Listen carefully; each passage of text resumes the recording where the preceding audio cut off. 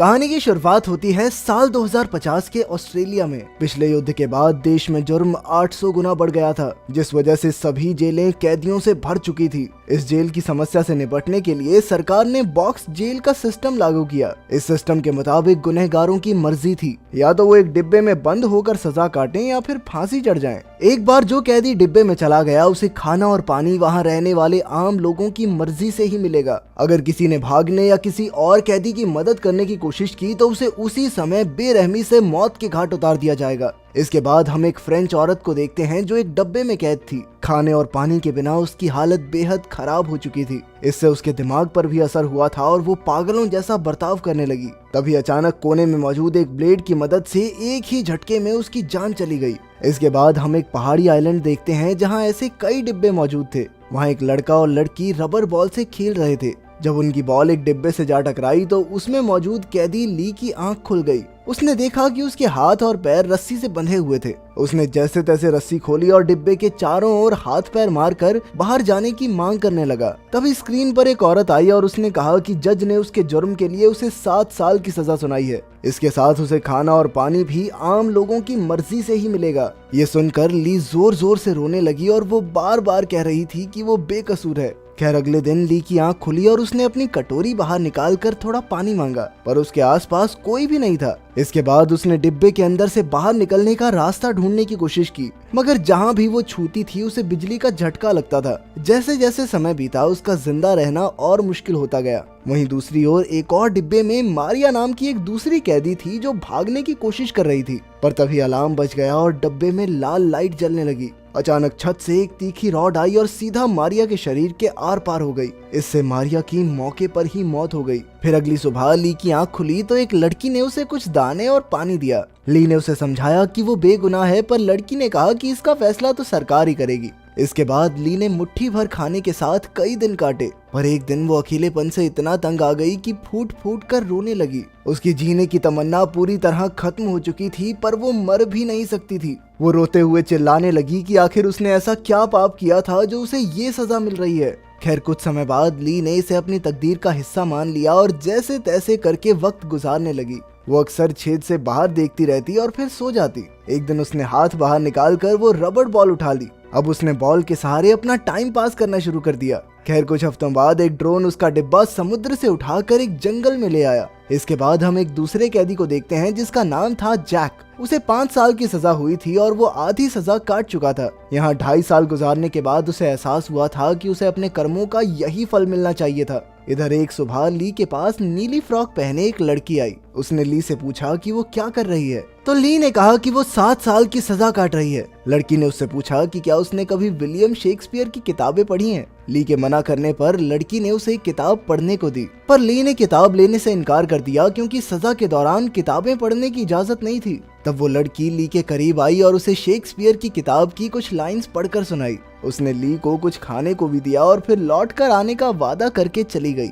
इसके बाद हम देखते हैं कि इतने समय बाद किसी इंसान से बात करके ली को ऐसा महसूस हो रहा था कि वो स्वर्ग में पहुंच गई हो। बाद में जब उसने खाने के लिए पैकेट खोला तो उसमें छोटी सी किताब मिली। ली ने कैमरा से पीट करके किताब खोली तो पता चला कि ये विलियम शेक्सपियर की किताब थी। खैर फिर उसने पानी से अपने शरीर के जख्म साफ करके गंदा पानी बाहर फेंक दिया, मगर सीसीटीवी कैमरा ने देख लिया कि वो पीने का पानी बर्बाद कर रही है और इसीलिए उसके डब्बे को फिर से समुद्र किनारे भेज दिया गया। कुछ समय बाद वही लड़की ली के डब्बे के पास आई और उसने पूछा कि वो यहाँ वापस कैसे आ गई, पर ली ने जवाब देने के बजाय पूछा कि आम लोग इसका फैसला कैसे करते हैं कि वो किसको खाना देंगे और किसको नहीं। इस पर उस लड़की ने कहा कि वो तो यूं ही हर डब्बे के पास जाती है और कैदियों से बात करती है और फिर जो अच्छा लगे उसे खाना दे देती है। उसने कहा कि वो हर कैदी तक पहुंचने की पूरी कोशिश करती है, पर कई बार खराब मौसम की वजह से उसे रुकना पड़ता है। फिर बातों बातों में ली ने कहा कि तुम मुझे मेरी छोटी बहन की याद दिलाती हो। असल में ली की छोटी बहन की मौत हो चुकी थी।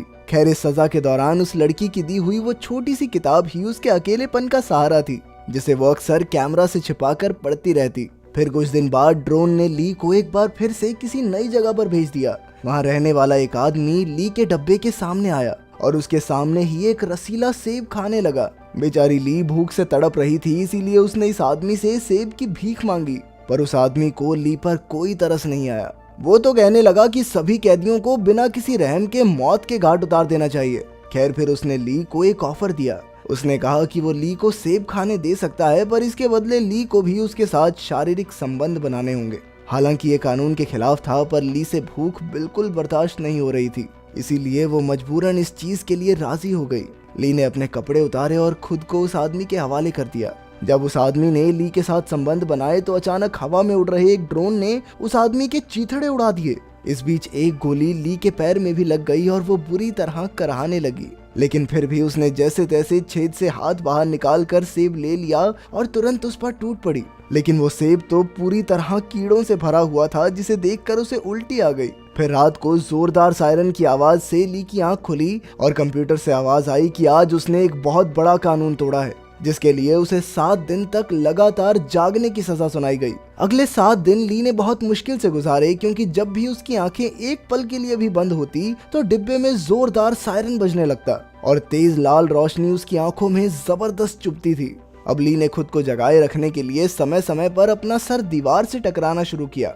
इतने समय तक ना सोने की वजह से उसे अजीबोगरीब चीजें दिखाई देने लगी। जैसे उसने देखा कि वो एक महल में आरामदायक जिंदगी जी रही है। खैर किसी तरह 7 दिन गुजरे और उसकी सजा खत्म हो गई। आखिरकार उसके दिमाग को आराम मिला और वो कई दिनों तक सोती रही। एक रात उसे पटाखों की आवाज सुनाई दी और उसने छेद से बाहर निकलकर देखा। पूरा आसमान रंग बिरंगे पटाखों से जगमगा रहा था। असल में लोग आज नए साल की खुशियां मना रहे थे। नए साल की खुशी में सरकार ने डिब्बों में सजा काट रहे कैदियों को कुछ समय बाहर निकलने की इजाजत दे दी थी, पर जिनको कानूनी मामलों में सजा मिली थी उन्हें बाहर जाने की इजाजत नहीं थी। इसीलिए बदकिस्मती से ली एक बार फिर से अंदर ही घुट कर रह गई। फिर एक दिन एक बूढ़ी औरत उसके डिब्बे के पास आई और उससे बातें करने लगी। उस औरत ने बताया कि वो खुद भी इन डिब्बों में 15 साल सजा काट चुकी है। उसके उसी बुरे वक्त ने उसे एक मजबूत इंसान बना दिया। फिर बूढ़ी औरत ने ली की तरफ एक ब्लेड फेंका और वहां से चली गई। इसके बाद हम देखते हैं कि वही शेक्सपियर पढ़ने वाली लड़की एक बार फिर से ली से मिलने आई। पहले तो ली को लगा कि वो कोई सपना देख रही है, पर उस लड़की ने कहा कि यह सपना नहीं हकीकत है। ये सुनते ही ली तुरंत ही उस लड़की के पास गई। उसने ली को थोड़ा पानी पिलाया और फिर उसे किताब से कुछ लाइंस पढ़कर सुनाई। हालांकि उनकी ये मुलाकात बहुत छोटी थी, पर फिर भी इससे ली को बहुत राहत मिली और उसका दर्द और परेशानियां कुछ हद तक कम हो गई। इस घटना के कुछ महीने बाद हम देखते हैं कि ली का पेट थोड़ा बढ़ने लगा था। असल में उसके पेट में उस सेब वाले आदमी का बच्चा था। रात को शेक्सपियर पढ़ने वाली लड़की ली से मिलने आई और कहने लगी कि वो ली को कैद से आजाद करवाना चाहती है, पर अचानक सिक्योरिटी सिस्टम को इसका पता चल गया और अलार्म बजने लगा। खतरे की घंटी सुनकर वो लड़की जल्द ही भाग गई और सायरन बंद हो गया। फिर अगली सुबह एक औरत ली के डिब्बे के पास आई और उससे पूछने लगी कि क्या वो इस नर्क से भी बदतर जीवन से छुटकारा चाहती है।